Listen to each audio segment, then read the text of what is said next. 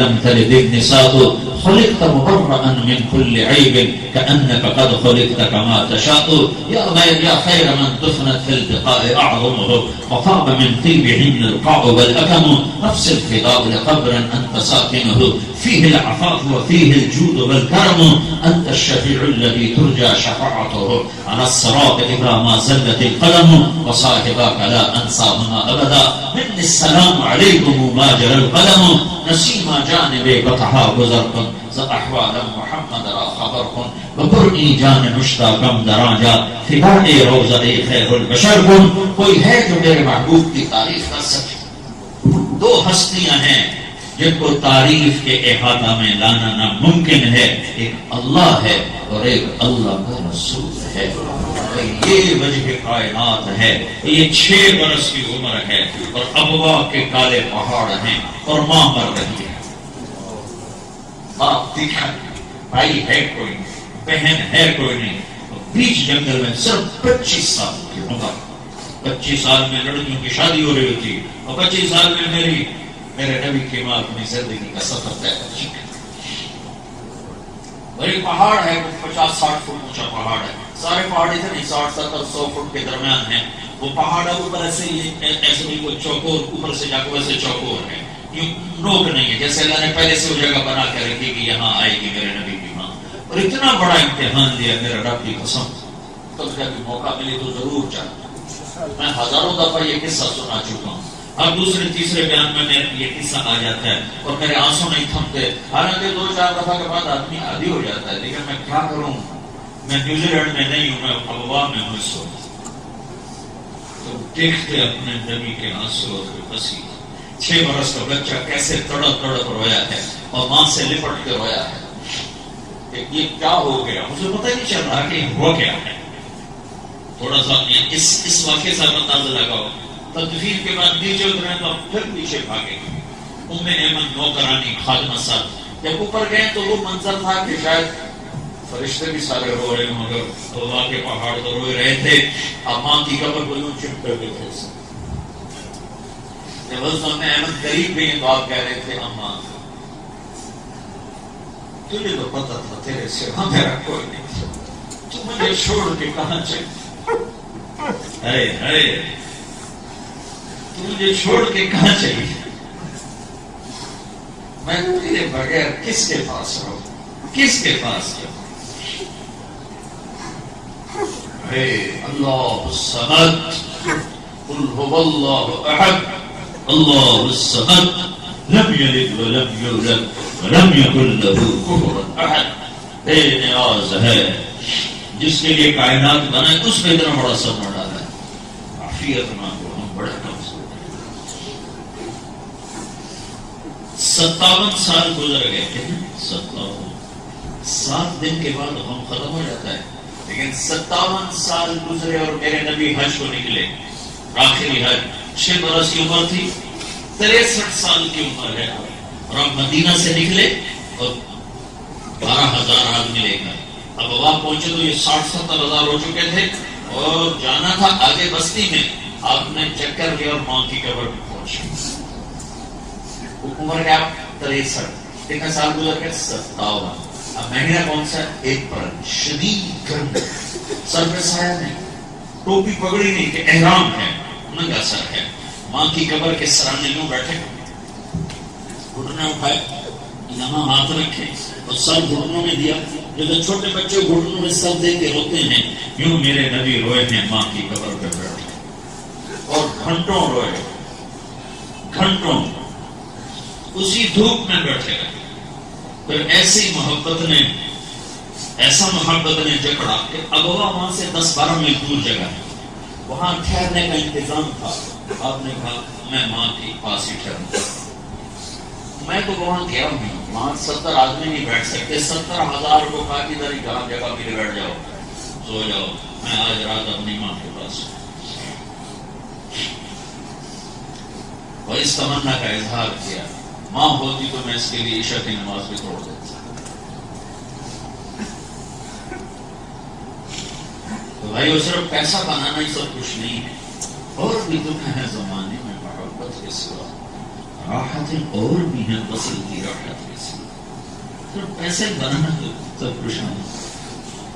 سب سے پہلا کام ہے انسان بننا، اچھا انسان بننا. اچھا انسان وہ ہے جس کا اللہ سے بھی تعلق ٹھیک ہو، بندوں سے بھی تعلق ٹھیک ہو. میں دونوں باتیں آپ کے سامنے پیش کروں. اگر میں آپ سے باتیں کرنی ہے، کچھ باتیں کرنی تو اپنے گھروں کو قیمتی بناؤ حسن سلوک کے ساتھ. اگر ماں باپ ساتھ ہیں ان کی قدر کرو. لیکن بعض اوقات ایسا ہوتا ہے کہ ماں کی کے ادب میں بیوی پہ زیادتی ہو جاتی ہے. یہ نہیں ہونا چاہیے. کبھی ایسا ہوتا ہے بیوی کے عشق میں ماں پہ زیادتی ہو جاتی ہے. یہ نہیں ہونا چاہیے. ماں کا اپنا مقام ہے، اس کو ادب و عزت. بیوی کا اپنا مقام ہے، اس کو عزت و احترام. بیوی کی وجہ سے ماں پہ حق نہیں آنا چاہیے اور ماں کی وجہ سے بیوی پہ زیادتی نہیں ہونی چاہیے. اس کو بیلنس کرو. کیونکہ میری ماں کی خدمت میرے ذمہ ہے، میری بیوی کے ذمہ نہیں. شرعاً قانوناً میری بیوی کے ذمہ نہیں ہے میری ماں کی خدمت، میرے ذمہ ہے میری ماں کی خدمت. ہمارے نبی جنت میں گئے تو آپ نے قرآن کی تلاوت سنی. یہ کون تلاوت کر رہا؟ لیکن حارثہ بھی مرے نہیں، زندہ ہے. کیسے تلاوت ہو رہی؟ وہ تو مدینے میں ہے، یہاں کیسے تلاوت ہو رہی؟ تاکہ ماں کی ایسی خدمت کی ہے، اللہ نے خوش ہو کر حکم دیا ہے جب قرآن پڑھے ساری جنت کو سمجھ پڑا. تمہیں سنانے کے لیے کتنا بڑا اسپیکر چل رہا ہے.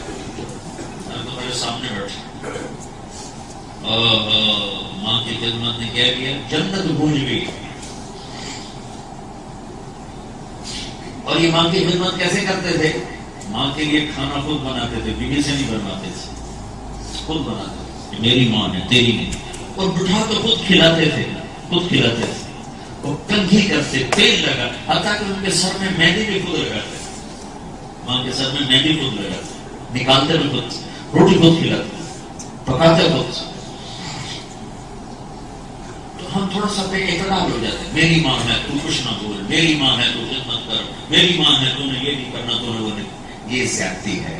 میری ماں ہے تو میں نے کرنا ہے، میری ماں ہے تو میرے ذمہ.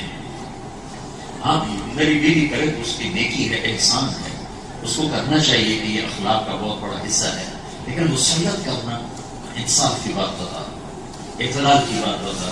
بیوی کے عشق میں ماں کو خوار نہ کرو اور ماں کے ادب میں بیوی کی زیادتی نہ کرو. بیویوں سے کہتا ہوں اپنی ساس کو ماں کا درجہ دو، اور ساس سے کہتا ہوں اپنی بہو کو بیٹی کا درجہ دو. کہ ہمارا عام ہندی کا جو انڈین اصل ہے، پاکستانی اصل ہے، تو ہمارا کلچر یہ ہے کہ بہو میں کمیاں دیکھنا، بیٹی میں خوبیاں دیکھنا. یہ ہمارا کلچر ہے.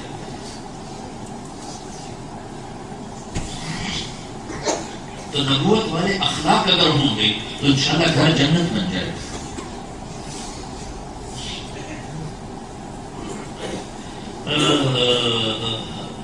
پرانے زمانوں کا قصہ ہے. ابن جوزی رحمۃ اللہ علیہ کا دور، یعنی 5ویں صدی. ان کا نام تو نہیں لکھا، تینوں فریق ہے، تینوں کا نام نہیں لکھا. کس نے لکھا ہے؟ عراق میں ایک بڑے تاجر تھے، انہوں نے چپکے سے دوسری شادی کر. یہ بھی ہوتا ہے دوسری شادی. تو جب وہ غائب ہونے لگے تو بیوی نے ٹو لگائی تو پتا چلا کہ دوسری بیگم ہے. تو وہ کچھ نہیں بولی، اس نے خدمت مزید بڑھائی. اپنی خدمت بجائے لڑائی کرنے کے خدمت مزید بڑھائی. وہ پہلے سے دگن ان کا کام کرے. کچھ عرصے بعد ان کا انتقال ہوا. تو بیوی کے لیے 8واں حصہ ہوتا ہے وراثت، اور 2 ہو تو 16واں ہوتا ہے. وہ آدھا ہو جاتا ہے. تو جب ان کا انتقال ہو گیا تو اس نے اپنے خامد کی وراثت کا جو حصہ اس بیوی کا بنتا تھا وہ ان کو بھجوایا کہ میرے بھی شوہر تھے، آپ کے بھی شوہر تھے، ان کا انتقال ہو گیا ہے، یہ آپ کا وراثت میں حصہ ہے. تو چونکہ نیکی کا دور تھا، وہ خاتون وہ حصہ لے کر اس کے پہلی بیگم کے گھر اور روتے ہوئے کہا بہن یہ میرے لیے حلال نہیں ہے، میرا خامد مجھے طلاق دے چکا تھا، یہ دیکھو یہ طلاق نامہ ہے، یہ تیرا ہی ہے، میرا نہیں۔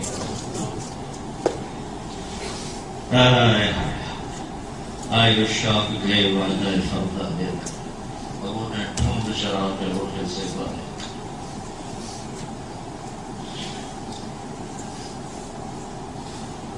تو آج چونکہ مال، پیسہ پیسہ پیسہ پیسہ، ہر شاید پیسے ہی بنے۔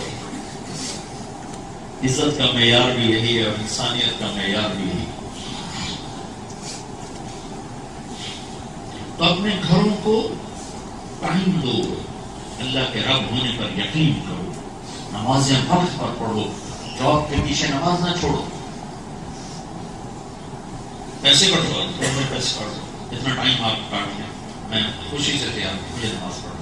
ڈبل شفٹ نہ کرو، سنگل کرو، ڈبل نہ کرو، سنگل کرو، ڈبل نہ کرو، سنگل کرو۔ جن کے کاروبار پھیلے ہوئے ہیں ان سے بھی کہتا ہوں، کاروبار کو گھٹانے کو نہیں کہہ رہا ہوں، چینلائز کرو، اپنے آپ کو اس میں سے نکالو۔ سیویج تم روک نہیں سکتے، کہیں کلیئر نہ ہو جائے، وہ نہ ہو جائے، مرنے کے بعد بھی تو کچھ ہوگا بھی نہیں ہوگا۔ سیویج کو روکو گے تو خود برباد ہو کے رہے گا۔ کائنات کا دستور ہے، سیویج نہیں روکا کرتا۔ اپنے گھروں میں پیار محبت سے، بیوی خامد کا حق پہچانے، خامد بیوی کا حق پہچانے، اولاد ماں باپ کا حق پہچانے، ماں باپ اولاد کا حق پہچانے، آپس میں پیار محبت کی فضا کو قائم کریں۔ اور تاش کے بغیر گھر نہیں مل سکتا۔ بڑے سے سب سے بڑا گھر تو اللہ کے نبی کا۔ تو آپ حضرت میمونہ کے گھر سوئے ہوئے ہیں، ان کی باری ہے، ایک ایک رات کہتے ہیں اپنی بیویوں کے پاس۔ حضرت سودا نے اپنی باری وڈرا کر لی تھی اور حضرت عائشہ کو دے دی، یار اسے میں بوڑھی ہو گئی ہوں، مجھے کوئی ضرورت نہیں ہے، آپ میری باری حضرت عائشہ کو دے۔ تو پھر آپ 2 دن حضرت عائشہ کے پاس رہتے تھے اور باقی ایک دن۔ اب میمونہ کے گھر کی باری تھی، آپ کو پیشاب آیا اٹھ کے باہر چلے، اب میمونہ کی آنکھوں انہوں نے دیکھا کہ سب آپ رہ گئے، ان کو شیطان نے چکر دیا، یہ مجھے چھوڑ کے دوسری بیوی کے پاس چلے۔ اس سوگند پر اتنی بڑی خواتین ہیں تو یہ دنیا ہے، جنت نہیں، ہو جائے گا، ٹھیکا ہوتا ہی رہتا ہے، اس کو ہم نے کور کرنا ہے۔ انہوں نے غصے میں خود ہی لگا، ان کو یہ شک پڑا کہ شاید کسی اور بیوی کے پاس چلے۔ جب آپ واپس آئے دروازہ پر تو آپ نے دستک دی، میمونہ دروازہ پہ لگا، نہیں کھولتا۔ کیوں؟ آپ مجھے چھوڑ کے دوسری بیوی کے پاس جاتے؟ کہنے کو مندی مجھے پیشاب تھا، مجھے پیشاب زور کا آیا تھا، مجھے خوب پتا ہے کوئی پیشاب نہیں۔ آپ گئے دوسری کے پاس گئے، آپ نے کہا انی رسول اللہ، میں اللہ کا رسول ہوں، میں بلا خیانت کر سکتا ہوں؟ تو پھر ان کو چھٹکا لگا، تو میرے خامد نہیں ہے صرف، یہ تو اللہ کا رسول بھی ہے۔ تو پھر ان کو شرمندگی ہوئی، انہوں نے دروازہ کھولا اور آپ مسکراتے ہوئے اپنے بستر پہ چلے گئے۔ اب بتاؤ کوئی آج ہوتا تو کیا کرتا؟ جوتا ہی اس کے سر پہ توڑ۔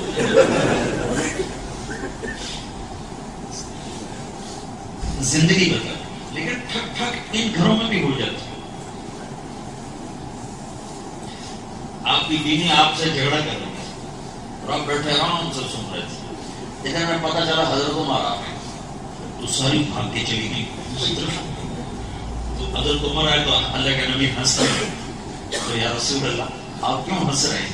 تو میں ہنس رہا ہوں کہ میں بیٹھا تھا تو مجھ سے لڑائی کر رہی تھی، میرا پتہ چلتی سب بھاگ گئی۔ حضرت عمر نے زور سے کہا عدو آتا انفسہن، جانتی دشمن ہوں، مجھ سے ڈرتی ہو، اللہ کے نبی سے نہیں ڈرتی ہو؟ ہاں تو سخت ہے وہ نرم ہے، تو سخت ہے وہ نرم ہے۔ پھر نبیوں کے بعد اگر کوئی اعلیٰ ترین جوڑی ہے تو وہ علی اور فاطمہ۔ ایک دفعہ ابن عباس فرماتے ہیں جنت میں نور کی چمک اٹھے تو لوگ حیران کو پوچھیں کہ یہ جنت میں نور کیسا نور ہے؟ تو کہا جائے گا جنت الفردوس میں علی اور فاطمہ مسکرائے ہیں، ان کے دامنوں سے ساری جنت روشن۔ ہمارے نبی حضرت فاطمہ کے گھر آئے تو وہ بیٹھی ایسے غمگین، میں کیا ہوا؟ کہ میری اور علی کی لڑائی ہو، اس سے بڑا جوڑا میں کہاں سے پیش کروں نبیوں کے بعد؟ میری اور علی کی لڑائی ہو، کہ علی کدھر ہے؟ کہ باہر نکل گئے، پتہ نہیں کدھر. تو آپ ان کو ڈھونڈنے خود نہیں دیکھا تو مسجد میں کونے میں پڑے ہوئے تھے. تو آپ نے ان کو اٹھایا, کون یا ابا تراب, ابو تراب آپ کو لقب دیا, پیار اور محبت. پھر ان کو لے کر آئے اور اپنے گھر میں فاطمہ کے گھر تشریف لائے, اور آپ بیچ میں ایسے لیٹے. ادھر حضرت علی کو لٹایا سیدھا, ادھر حضرت فاطمہ کو لٹایا, علی کا ہاتھ یوں لیا اور فاطمہ کا ہاتھ یوں لیا, اور علی کے ہاتھ کے اوپر فاطمہ کا ہاتھ رکھا اپنے سینے کے اوپر یوں. پھر فرمایا دونوں اب کہو ہماری صلح ہو. تو دونوں نے کہا ہماری صلح ہو. آپ باہر نکلے بڑے ہنستے مسکراتے. تو صحابہ نے پوچھا یا رسول اللہ آپ بڑے خوش نظر آ رہے ہیں, کہ میں علی اور فاطمہ کی صلح کرا گیا. اب کیا ہوتا ہے, تھوڑی سی چھوٹ ہوتی ہے تو سسرال والے چونک کرتے ہیں, تھوڑی سی بچی کی بات ہوتی ہے تو اس کے ماں باپ اچھل کے ہو جاتے, تھوڑی سی بچے کی بات ہوتی ہے وہ اچھل کے ہو جاتے. وہ بڑے ہونے کا کردار نہیں ادا کرتا, اس چیز کو دباتے نہیں اور اس کو ہائی لائٹ کرتے ہیں. حالانکہ وہ تو بچے ہیں اور ابھی شادی ہوئی ہے, ابھی پتہ ہی کوئی نہیں ہے زندگی کیسے گزارنی ہے, کبھی اس سے ہوگا کبھی اس سے ہوگا. دونوں کے ماں باپ کے ذمہ ہے کہ اس کو دبائیں اس چیز کو اور آپس میں ان کو قریب کرنے کی کوشش کریں. اس نے یہ کہا, اس نے وہ کہا, اس نے یہ کر دیا, اس نے وہ کر دیا. جہیز دیا جاتا ہے, منع کوئی نہیں ہے, لیکن جہیز کے سودے کرنا آپ نے یہ تو دیا نہیں, آپ نے تو, ہم نے تو یہ مانگا تھا, آپ نے تو یہ نہیں دیا, آپ نے تو وہ نہیں دیا. کسی کی بیٹی کو یوں رول کے رکھنے. کچھ دن پہلے کی بات ہے, قریب نوجوان میرے پاس آیا, کہیں میری بہن کو سسرال والوں نے گھر واپس بھیج دیا ہے کہ فریج لے کے آئے گی تو گھر میں آ سکتی ورنہ نہیں آ سکتی.